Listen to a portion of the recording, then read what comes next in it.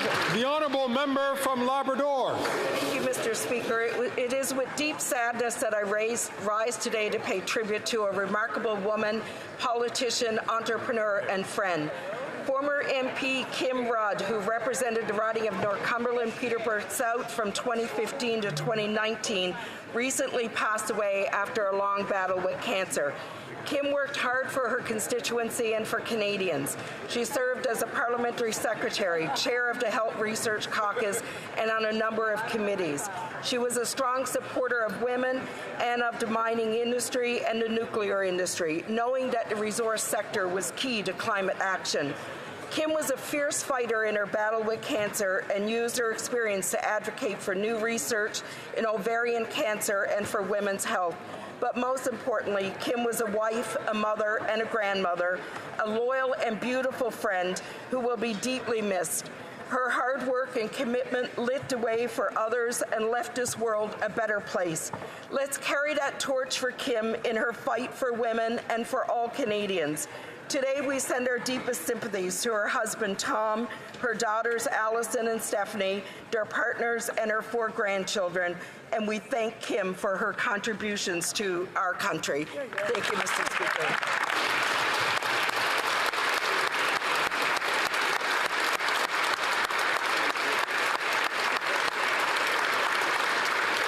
Questions orales, oral questions. Lonahat. The Honourable Leader of the Official Opposition.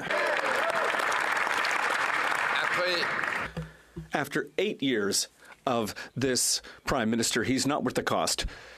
Common sense Conservatives are working to fix the budget, stop crime and build homes, but the Prime Minister not only wants to impose a new 17 cents a litre tax on gas with the support of the NDP and the Bloc, he now wants to impose a decree to close the forestry sector in Quebec. Why does the Prime Minister want to step on Quebec's jurisdiction to kill jobs in the forestry sector? The Honourable Deputy Prime Minister and Minister of Finance. Mr. Speaker, since 2013, Quebec has put in place its own process and for putting a price on carbon. The province is not under the federal regime. The Conservative leader continues to show to what extent he doesn't understand Quebecers by promising to demolish a system that Quebec decided to put in place itself over 10 years ago. It's the Conservative leader who does not respect provincial jurisdiction. The Honourable Leader of the Official Opposition. Apparently, there was an interpretation error. The question was about the forestry sector, Mr. Speaker, that the Prime Minister wants to close with a decree which violates Quebec's jurisdiction. Meanwhile, common sense Conservatives want to defend workers in the forestry sector. Meanwhile, in the Journal de Montréal, we read that these people are hungry. People have had to, the police have had to intervene twice in distributing food baskets. So why is the Prime Minister, with his tax and inflationary deficits, continuing to make people hungry? The Honourable Minister of Finance. Mr. Speaker, the Conservatives are the ones who want to reduce all of the social supports that the federal government now offers to Quebecers.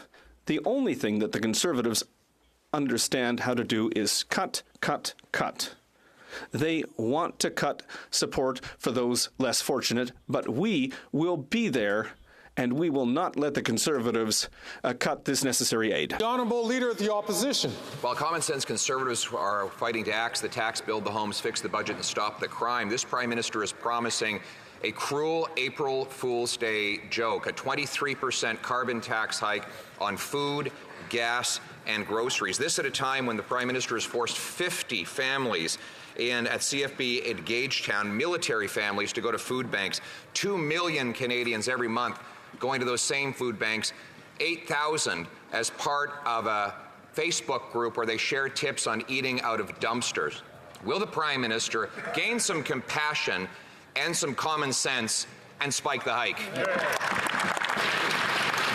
The Honourable Deputy Prime Minister and Minister of Finance. Mr. Speaker, we will take no lessons from the Conservatives when it comes to supporting the least vulnerable in our country.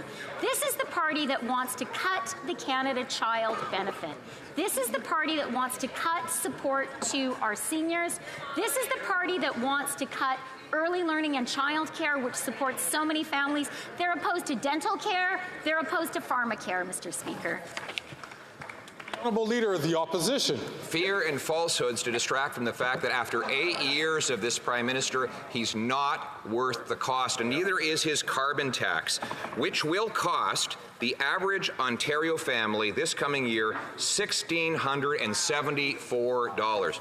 $1,674 for a middle-class family that's lined up at a food bank, not able to feed themselves or pay their heating bill. Will the Prime Minister give his head a shake, cancel his cruel April Fool's Day joke, and spike the hike? The Honourable Deputy Prime Minister and Minister of Finance. Mr. Speaker, no one here is surprised to hear the Conservative leader talk about fear and falsehoods, because that is what he traffics in every single day. It's his area of personal expertise. Now, what he is proposing is, at least he is consistent. He wants to cut the support that Canadians get, and he wants to cut the support Canadian families are getting from the price on pollution. That's $1,800 Alberta families won't get. That's $1,120 Ontario families won't get. Cut. All they know how to do. Excellent. The Honourable Leader of the Opposition. So she just brags that Alberta families will get $1,800, but according to the Parliamentary Budget Officer, the carbon tax will cost Alberta families $2,943. Amazing. So the Prime Minister takes away $2,943 and gives back $1,800. Mr. Speaker, it's almost like he's a bank robber who thinks that he's virtuous because he tips the teller on the way out the door. Why won't he spike the hike? The Deputy Prime Minister and Minister of Finance. Mr. Speaker, the Conservative leader should know a lot about living off the public purse. That's all he has done his entire life. Now, when it comes to the price on pollution, this is entirely revenue neutral. The government does not keep a penny. It returns more money to 8 out of 10 Canadian families. That's a good deal for Canadians, Mr. Speaker.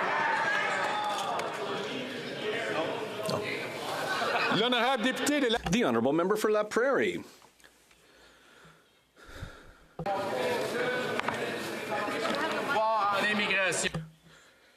This Prime Minister...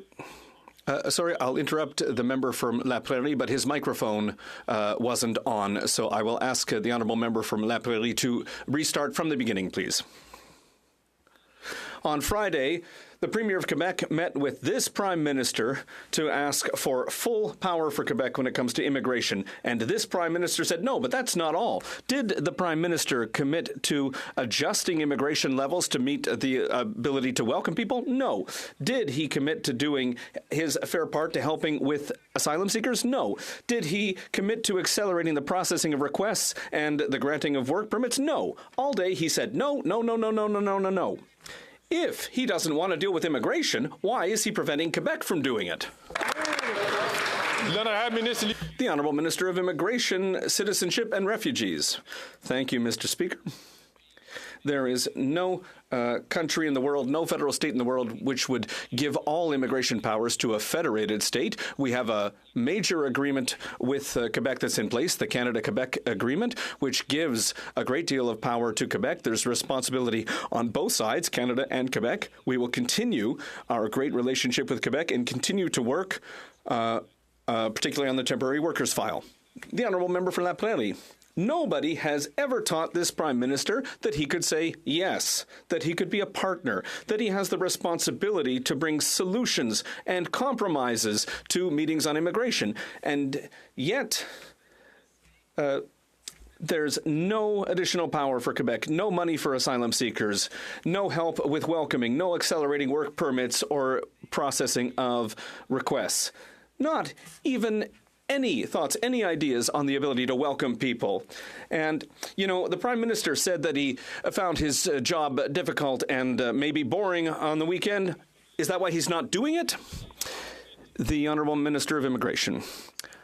I wonder what $5.2 billion means for the member across the way. Since 2015, our government, under the Canada-Quebec agreement, has contributed that. It's a good relationship we have. There was a good meeting on Friday. The member across the way refuses to admit it. There's work that we can continue to do with both governments, and we will continue to do that. From Burnaby South.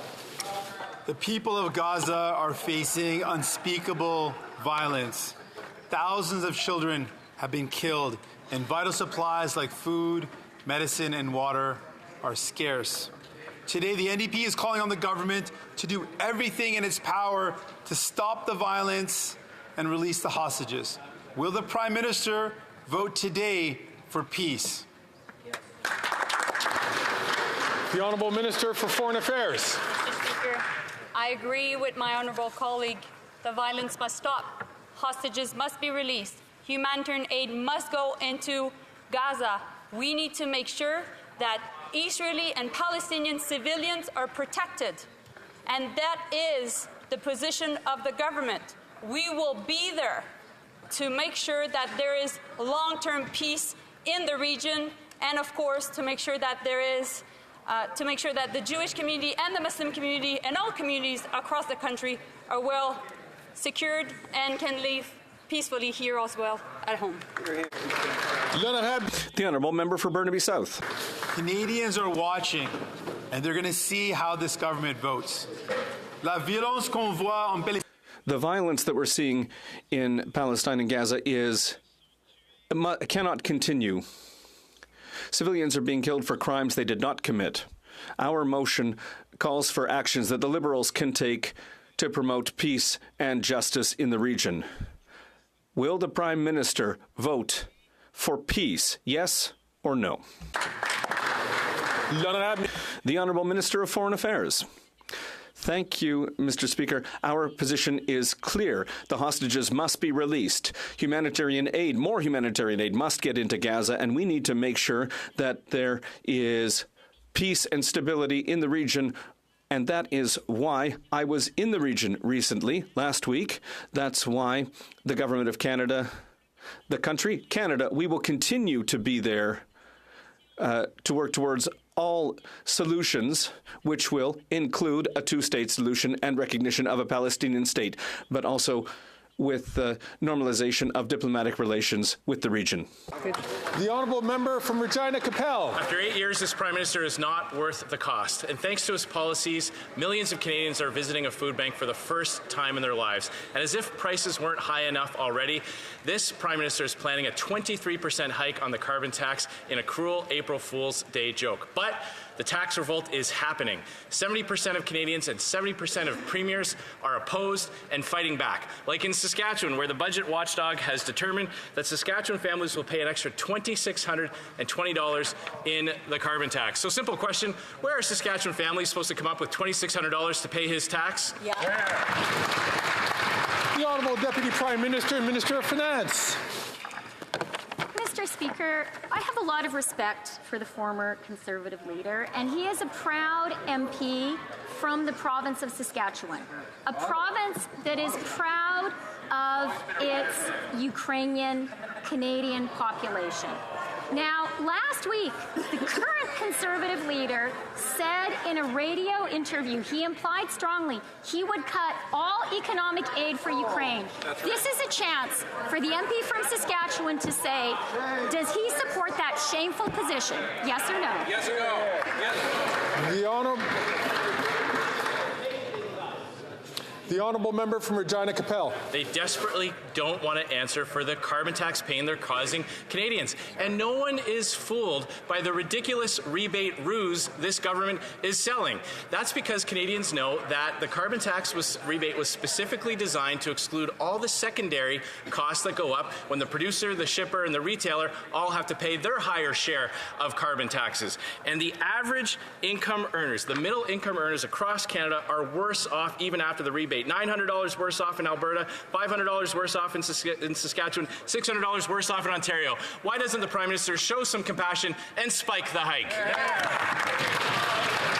The Honourable Deputy Prime Minister and Minister of Finance.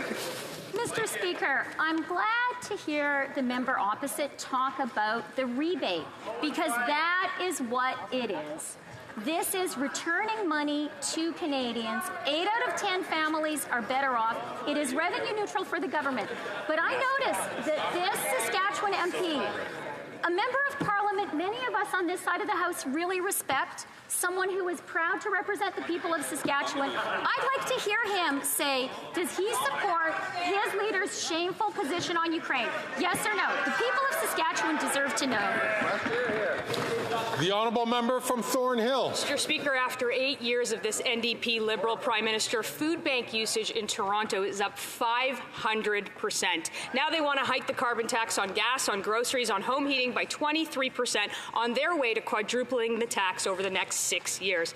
What a cruel April Fool's joke. According to the Parliamentary Budget Officer, the average Ontario family will pay $1,674 of carbon tax. Where does this Prime Minister think they're going to get that kind of money? The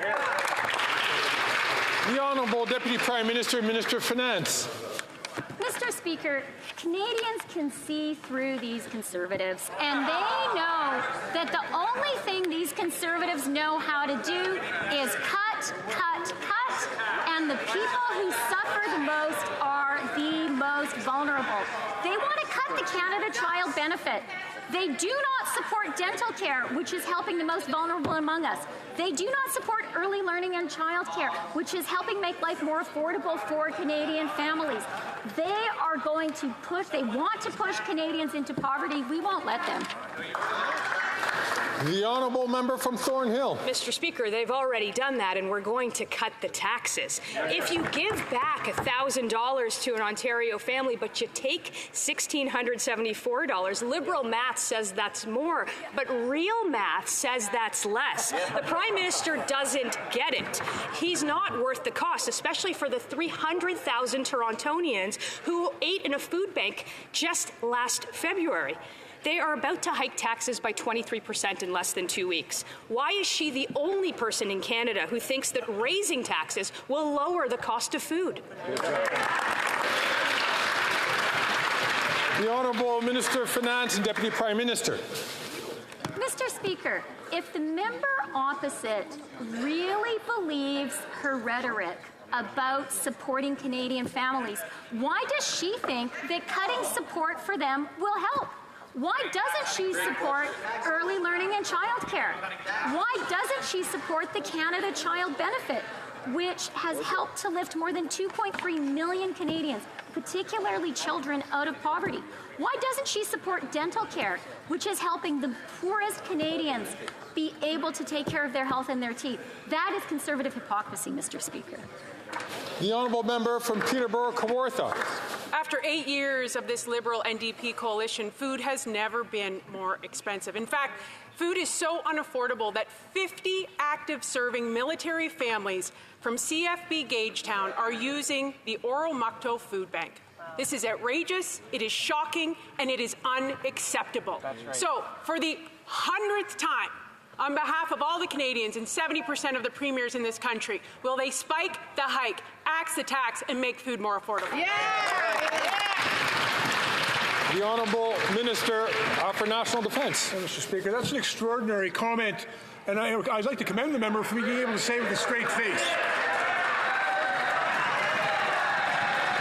Because the fact is, Mr. Speaker, we gave members of the Canadian Armed Forces a very significant raise just last year. And when it came before this House to vote for the money for that raise, every single Conservative on that side of the House voted against it. Shame. Mr. Speaker, perhaps they should scrap the crap. Shame.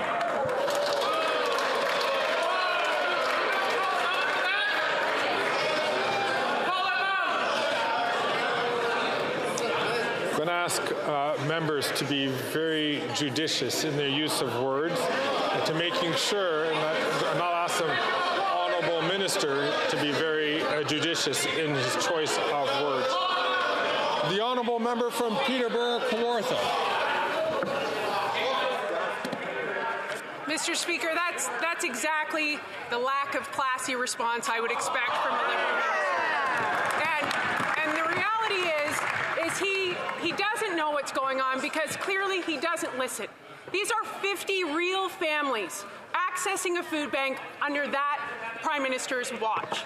$700 more in groceries a year for Canadian families. Low-income families are most impacted. 1 million more users of food banks this year. Students, seniors, low-income families. Right. Those are the facts. That's what we will keep fighting for. Spike the hike, axe the tax. Yeah.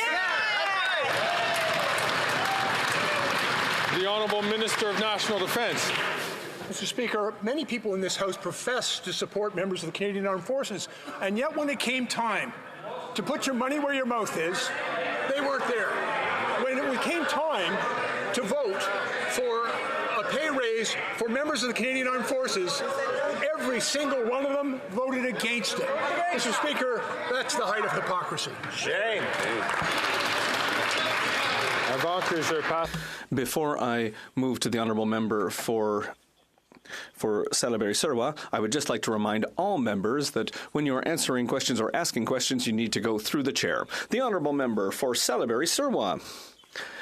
The word out of Ottawa these days is no. No to full powers and immigration for Quebec, but also no to the right to withdraw with full compensation from the federal dental care program. No to the right to withdraw with full compensation from the federal drugs program. No early requests for medical assistance in dying. And even in healthcare, where Quebec has full powers, the answer is no. Even in programs created by Quebec, it's no. Why not respect Quebec's expertise instead of complicating or even preventing access to care? The Honourable Minister of Public Services and Procurement. Thank you, Mr. Speaker.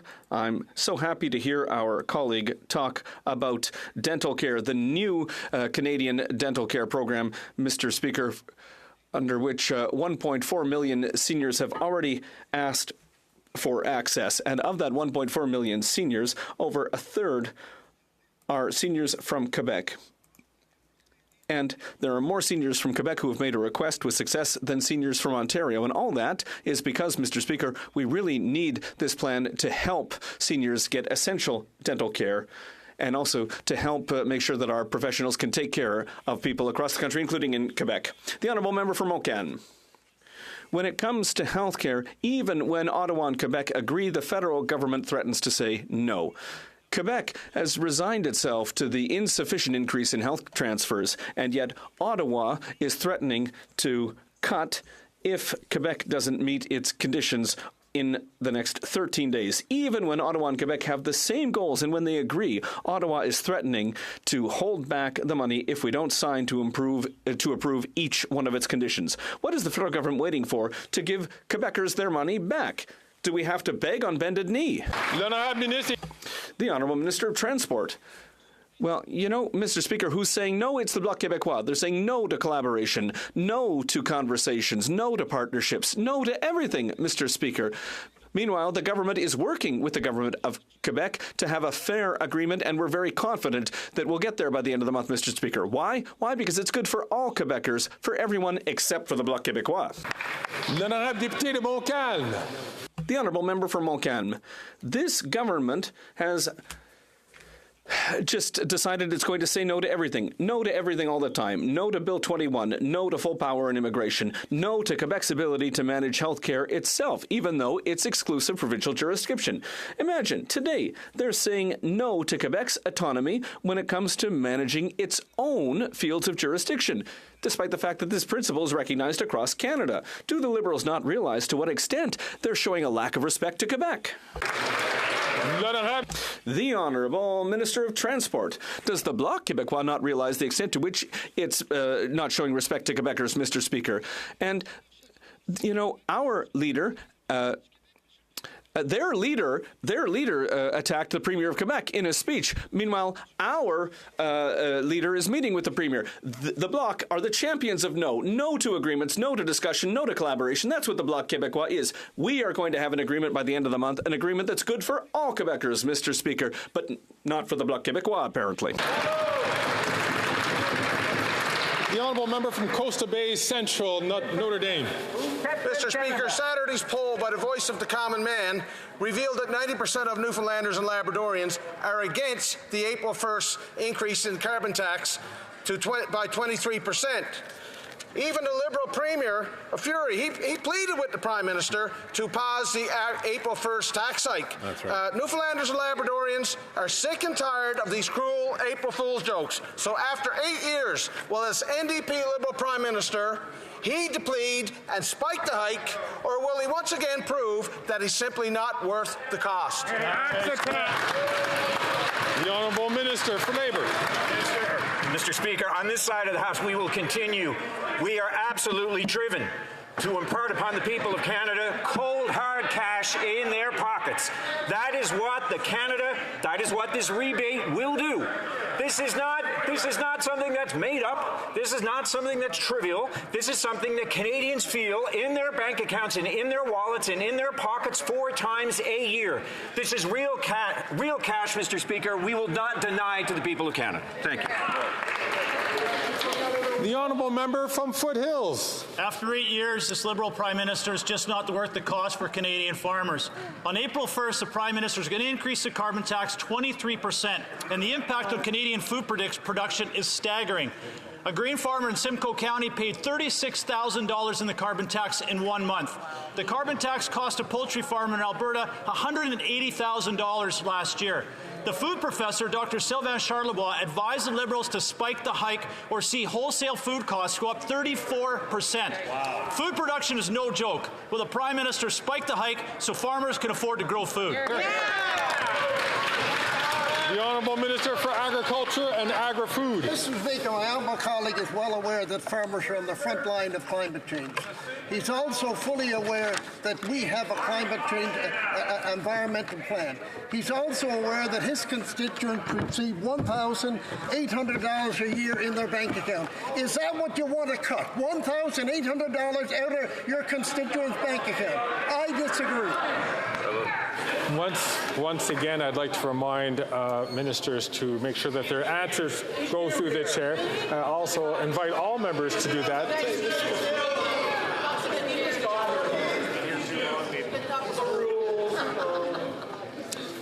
The reason why that's done is so that there is always a sense that there is not personal attacks when members are asking questions or making responses. The honourable member from Foothills. My constituents are fully aware that Liberals are taking away $2,900 and giving them back $1,800. That is not revenue neutral. But here are the facts. The Liberals are increasing the cost of food yet again on April 1st by increasing the carbon tax by 23%. This is driving Canadians to food banks in unprecedented numbers. The Caring Covered Food Bank in Prince Edward Island is struggling just to keep its doors open. It can't handle the increase in demand, up 70%, 5,500 families. I know the Prime Minister is bored, but will he listen to Canadians, axe the tax, so Canadians can put food on the table? The Honourable Deputy Prime Minister and Minister of Finance. Mr. Speaker, it is very surprising to hear the member opposite talk about support for the most vulnerable Canadians. But I'm glad he is turning his attention there. So if he cares about the families of PEI, I want to understand, does he support our early learning and childcare system, which PEI has been enthusiastically a part of, which is putting money back in the pockets of PEI families? Does he support that? Does he support dental care that the seniors of PEI are enthusiastically supportive of? That is real support. The honourable member from Vancouver East. After 2 months, I'm aware of nearly 2,000 loved ones in Gaza are still waiting to receive a code from IRCC to reunite with their families in Canada. Clearly, the 1,000 arbitrary cap is a problem. And even for those with codes, not one person has made it to safety, not even people whose biometrics is completed. Meanwhile, families are reporting that their loved ones have been killed in an airstrike. Why can't Canada get people across the border when other countries can? And what will it take for the minister to lift that cap? The Honourable Minister for Immigration, Refugees and Citizenship. Thank you, Mr. Speaker. It'll perhaps be cold comfort for the member opposite to find out that we are indeed increasing the number of people that will be eligible to come out of Gaza. There are a number of matters that are beyond our control, notably the ability to extract people from the Rafah Gate. That is something that falls within matters of other governments, which we plead with them to let those people out. But again, we will be relentless in advocating for people reunifying with their family members in Canada, if but for on a temporary basis. Thank you. The Honourable Member from Hamilton Centre. Starvation of civilians during war is absolutely prohibited under Article 54 of the Geneva Conventions. A UN food agency just reported that due to the Israeli siege on Gaza, 1.1 million Palestinians are facing catastrophic hunger. And the EU Foreign Policy Chief, Joseph Borrell, stated that Israel is provoking famine in Gaza and using starvation as a weapon of war. So my question is, did the Foreign Affairs Minister at any point during her high-level meetings with the two Israeli cabinet ministers named in the ICJ proceedings raise the plight of starving Palestinians in Gaza forced into famine by Israel? The Honourable Minister for Foreign Affairs. Yes, Mr. Speaker, I did. And you know what? I will never shy away from having difficult conversations, maybe with the Israeli government, maybe with the Palestinian Authority. And we need to make sure that we will continue to put pressure on Hamas, who is a terrorist organization, to release hostages.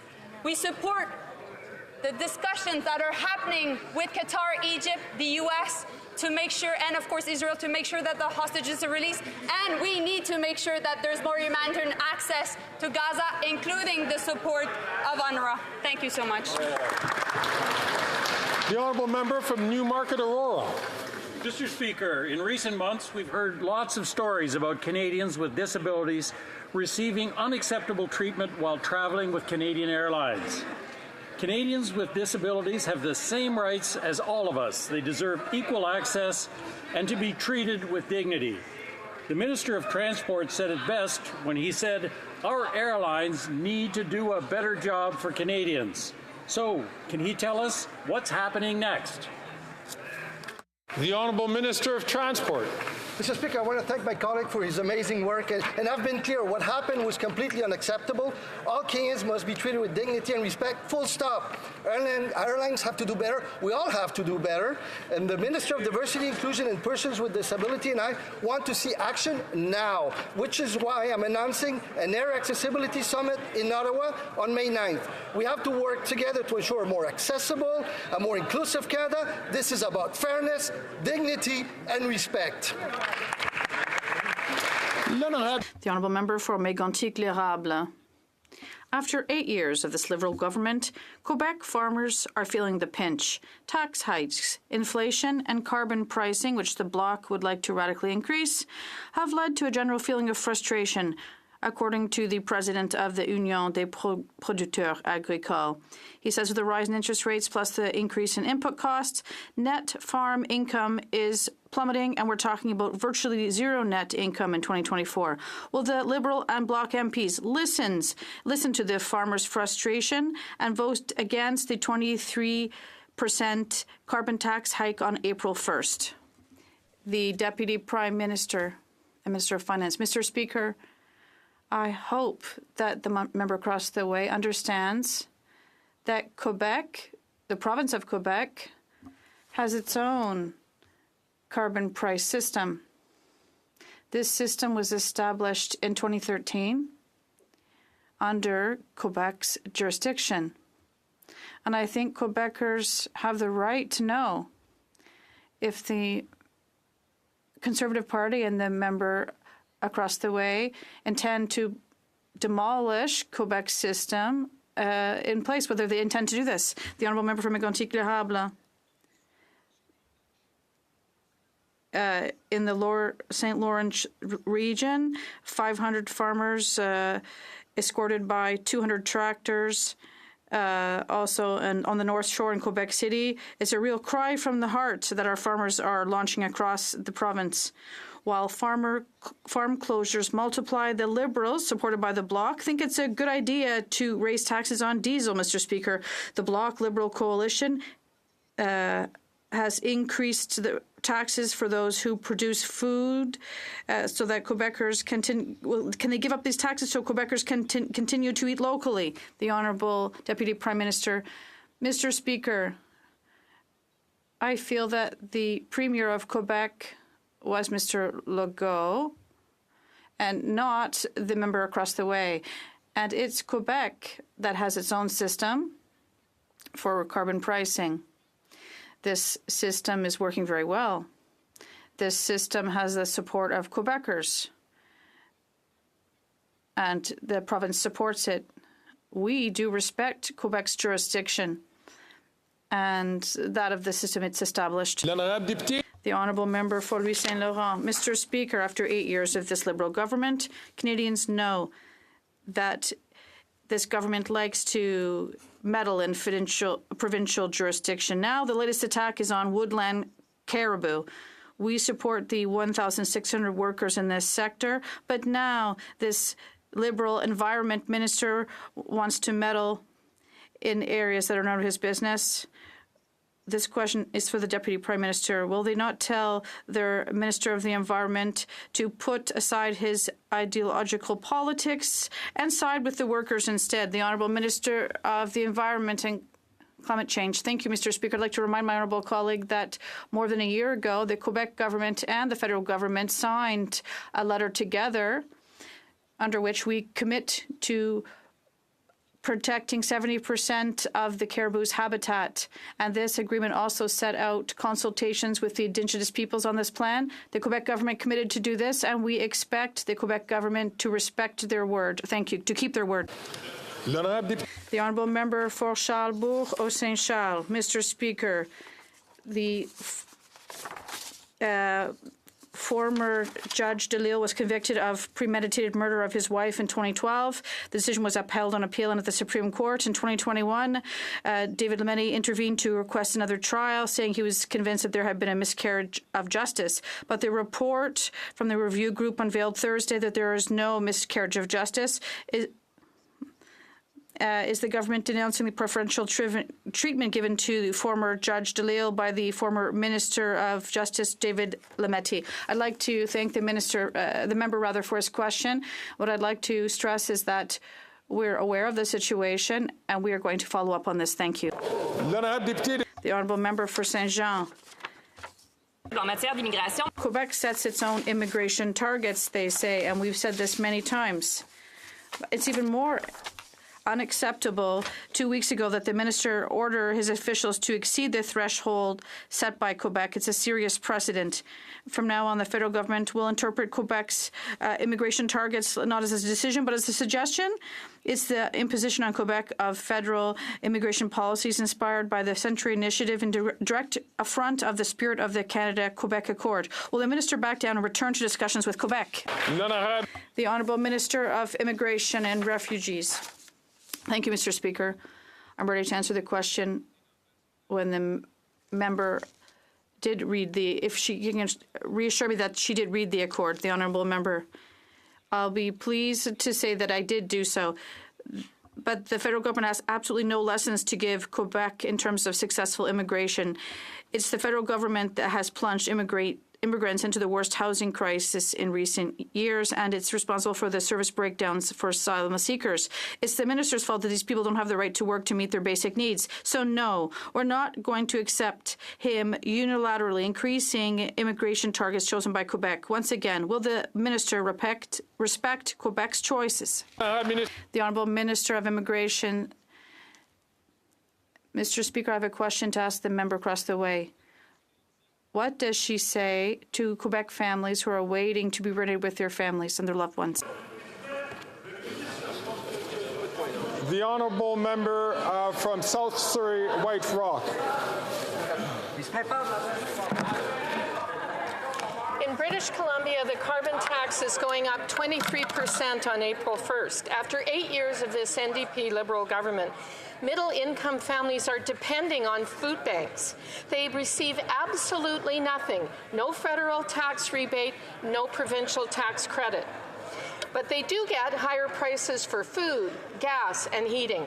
7 of 10 premiers are demanding the Prime Minister spike the hike, but the NDP Premier of BC is cheering it on. Will the Prime Minister stop the suffering and authorize Premier Eby to spike the hike on April 1st? The Honourable Deputy Prime Minister and Minister of Finance.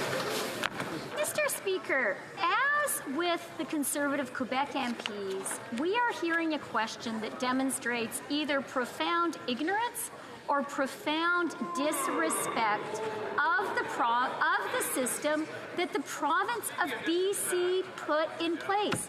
BC in 2008, led by a centre-right provincial government, put in place a world-leading price on pollution. That system is popular. That system was voted for by some current Conservative federal MPs from BC. Do they want to tear it apart?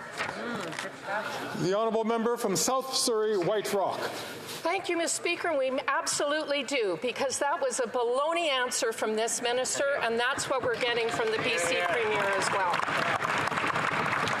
There's 200,000 British Columbians relying on food banks in a single month now. The tax credit shell game, if you qualify, is way less than you pay. BC already has the highest gas prices, $2 a litre just this morning. A 23% hike will force up prices another 18 cents a litre. This Prime Minister isn't worth the cost. Will he show some compassion and authorize the BC Premier to spike the hike on April 1st? The Honourable Deputy Prime Minister and Minister of Finance. Mr. Speaker, did the MP from BC just accuse the Premier of BC of putting forward baloney policies for the people of BC? So is the Federal Conservative Party intending to step on the jurisdiction of the province of BC? Is it intending to go against a system put in place in 2008 by a centre-right BC provincial government that the people of BC support? That is astonishing, Mr. Speaker. The Honourable Member from Central Okanagan, Similkameen Nicola. Mr. Speaker, after 8 years of this NDP Liberal government, more and more British Columbians are lining up at food banks. That's not baloney. The fact that many can't afford to drive with $1.99 a litre gas isn't baloney either. What's also not baloney is on page 75 of the BC's 2024 budget, where the provincial government blames this Prime Minister for forcing a 23% carbon tax hike on April 1st. Will the Prime Minister help sandwich British Columbians and spike the hike, or do British Columbians need to throw him out like an old, spoiled, stale pack of baloney? Hey! The Honourable Deputy Prime Minister and Minister of Finance. Mr. Speaker, let's just remember that every single one of the Conservative MPs in this House today ran on a platform promising a price on pollution. And let's just remember that the BC caucus of that party includes MPs who, when they were in the provincial legislature, voted for British Columbia's current world-leading price on pollution. So Canadians and the people of BC have to ask themselves, do they even know what they campaigned on and what they voted for? The Honourable Member for Madawaska-Restigouche. Mr. Speaker, I would like to wish you and every Member of Parliament a happy Francophonie Month.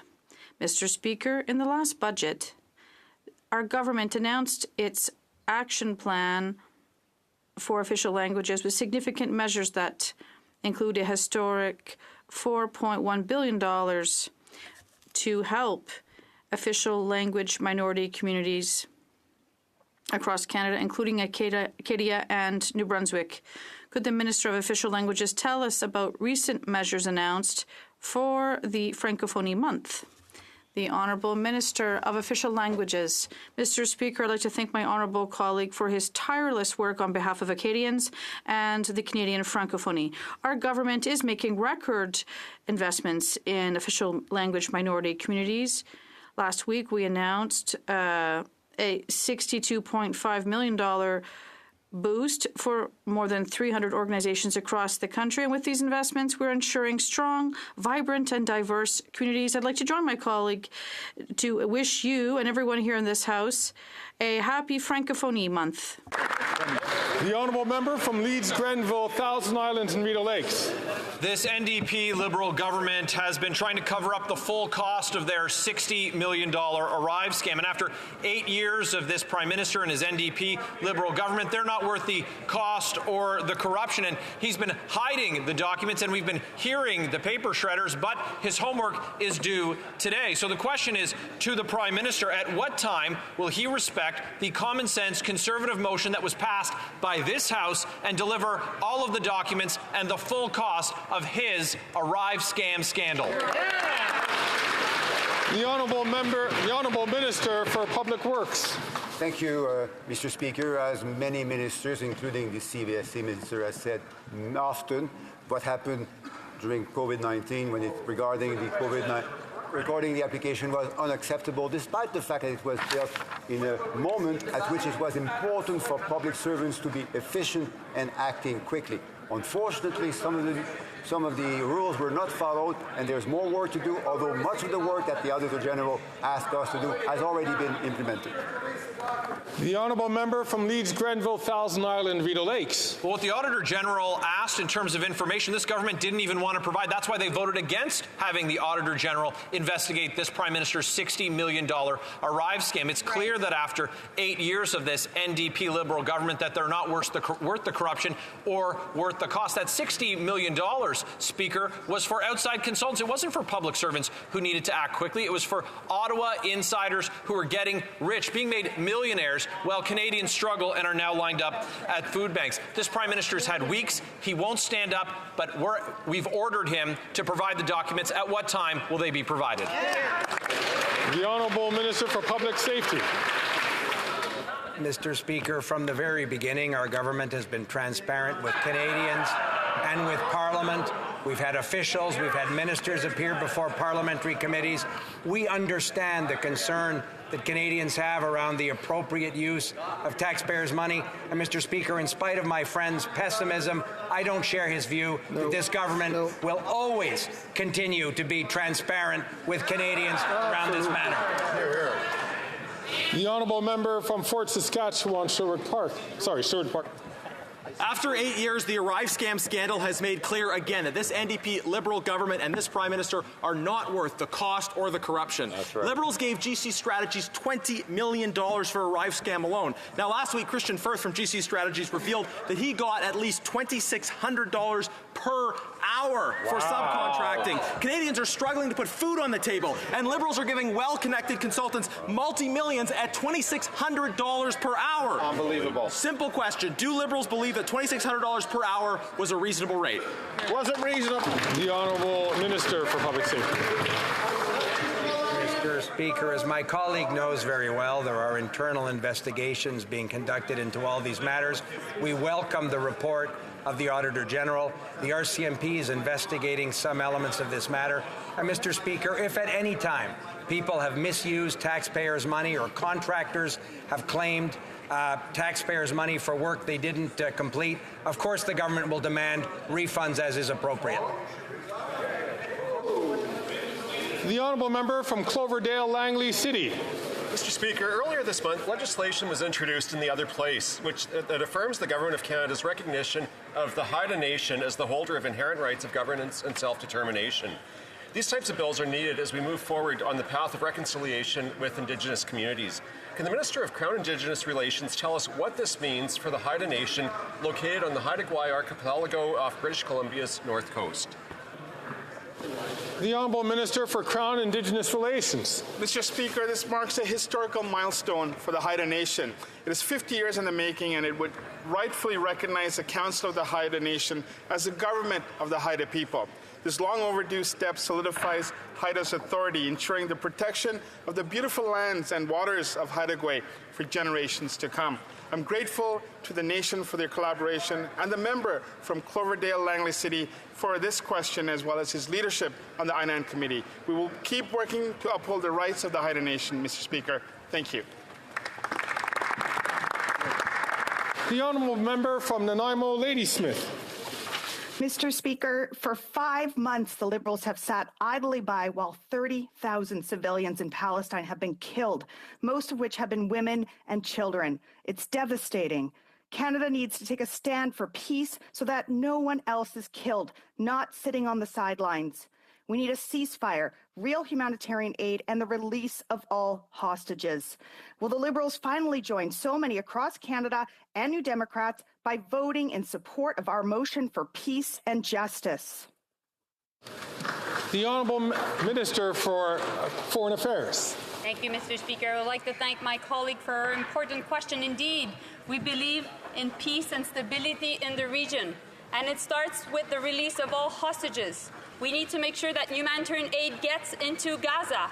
And of course, we need to get to a humanitarian ceasefire, which will bring long and lasting peace to Israel and also support a two-state solution and the creation of a Palestinian state for Palestinians. For too long, Israelis and Palestinians have suffered for the fact that we haven't found a solution to this conflict. We need to be there to support them, and we will be. The honourable member for Richmond, Arthabaska. Mr. Speaker, since the Liberal government was elected in 2015, we've been treated to deficits every single year. The country's debt has been exploding, and since then more and more people are worried. The cost of living is steadily rising, federal spending seems out of control, and we've seen various financial scandals, and most recently ArriveCan. My question to the Minister of Finance is extremely simple. Will she finally table a plan to balance the budget when she presents her budget on April 16th? The Honourable Deputy Prime Minister, Minister of Finance. Thank you, Mr. Speaker, and I'd like to thank the colleague for his question. Our government understands the importance of supporting Canadians and to do so responsibly, fiscally responsible. We are doing this, and we have maintained our AAA credit rating, and this was reconfirmed last week. We have the lowest debt to GDP ratios in the G7. Thank you, Mr. Speaker. And that is all the time we have today for question period. Affaires courantes ordinaires. Dépôt de